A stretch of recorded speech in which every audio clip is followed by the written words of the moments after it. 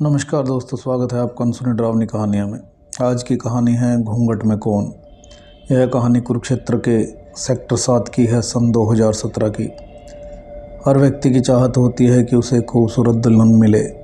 Sector 7 के ही निवासी राधे श्याम जी बताते हैं कि इस सेक्टर 7 में एक युवक की शादी हुई। गाड़ी में बैठकर दुल्हन आ रही थी कि अचानक दूल्हे का पेशाब का प्रेशर हुआ, तो उन्होंने गाड़ी को NH 44 के हाईवे पर एक बड़े पेड़ के नीचे रोक दिया और दूल्हा पेशाब करने लगा कुछ दूर जाकर। ड्राइवर भी गाड़ी से उतरकर थोड़ी दूर जाकर सिगरेट पीने लगा। थोड़ी देर के बाद ड्राइवर और दूल्हा गाड़ी में आ गए। गाड़ी चली जा रही थी। दुल्हन घूंघट में अपना मुंह छिपाए बैठी थी।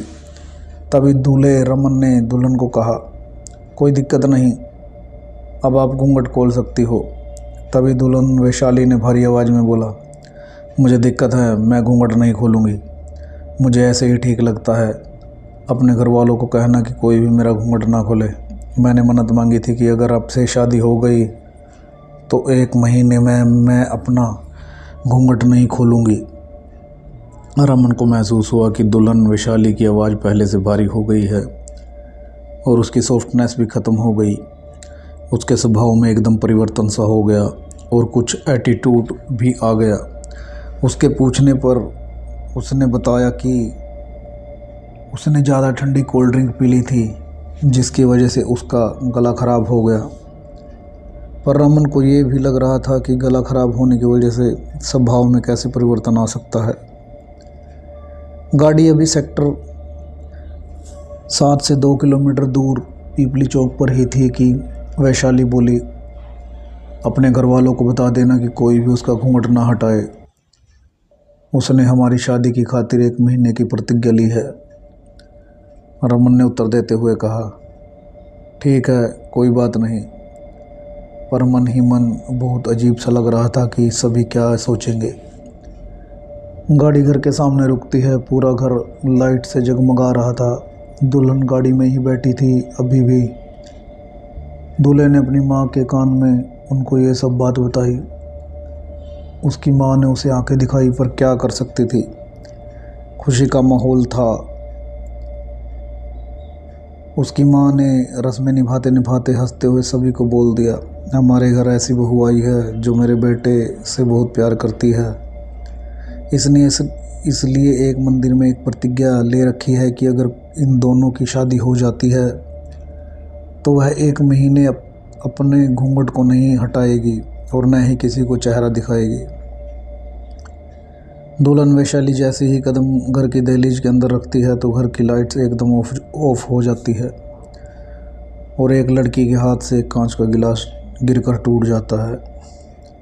उसके कुछ ही पलों में तुरंत लाइट आ जाती है। आपस में कुछ पड़ोस की औरतें फुसफुसाती हैं, दुल्हन के आते ही अपशगुन हो गया। दूसरी उसको रोकते हुए बोलती है, धीरे से बोलो।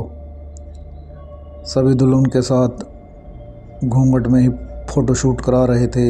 एक अजीब सा माहौल था। औरतों की आपसी फुसफुसाहट थी।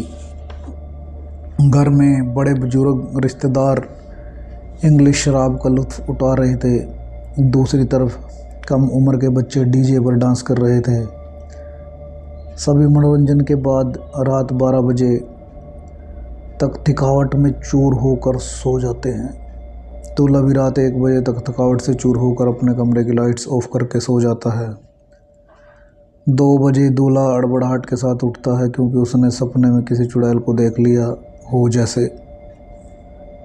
वो और इसलिए डर जाता है क्योंकि दुल्हन अंधेरे कमरे में घूंघट किए ड्रेसिंग टेबल के शीशे के सामने खड़ी थी।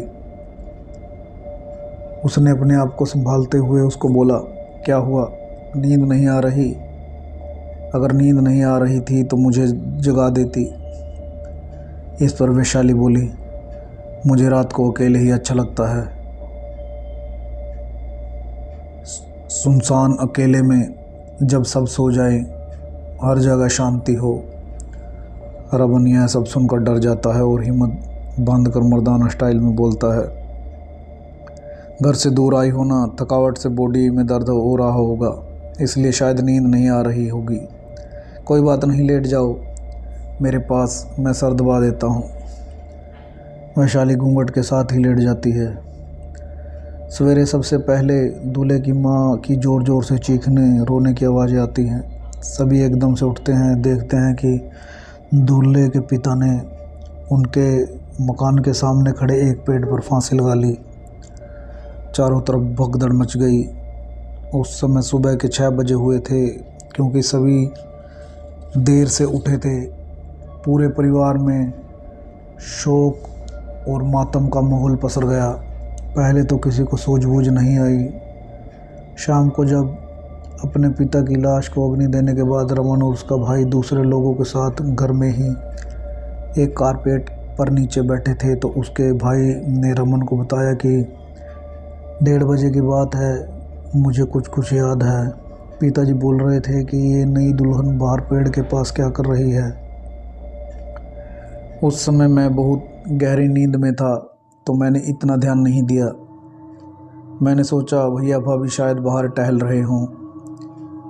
ये सब बात करके वे दोनों भाई अचंभित हो रहे थे, पर उन्होंने घर की बदनामी की वजह से यह बात किसी को नहीं बताई। 2 दिन बीत चुके थे। ये सभी देर रात को 12-1 बजे ही बातें करके नीचे ही सोया करते थे कि रमन के भाई को सोते सोते किसी की पायल की झनकार बजती हुई सुनाई दी। सभी घरवाले व उसके रिश्तेदार गहरी नींद में सोए पड़े थे। रात साएं साएं करती काली थी। घर की फ्रंट वाली लाइट को छोड़कर सभी लाइट्स ऑफ थी। रमन के भाई ने चारों तरफ चेक किया, पर पता नहीं चल पा रहा था कि आवाज़ कहाँ से आ रही है। तभी उसने देखा कि मकान की 3री मंजिल पर उसकी भाभी घूंघट निकाले खड़ी थी। उसने बहुत ज़ोर से चिल्लाकर अपने भाई को आवाज़ देने की कोशिश की, पर उसके मुंह से आवाज़ नहीं निकल रही थी। ऊपर से उसकी भाभी उसकी तरफ मुंह करके अपनी मुट्ठी को दबा रही थी। नीचे रमन के भाई का गला घुटता जा रहा था। थोड़ी देर में वो बेहोश होकर नीचे फर्श पर गिर पड़ा। दोस्तों, नेक्स्ट पार्ट को देखने के लिए चैनल को सब्सक्राइब करें।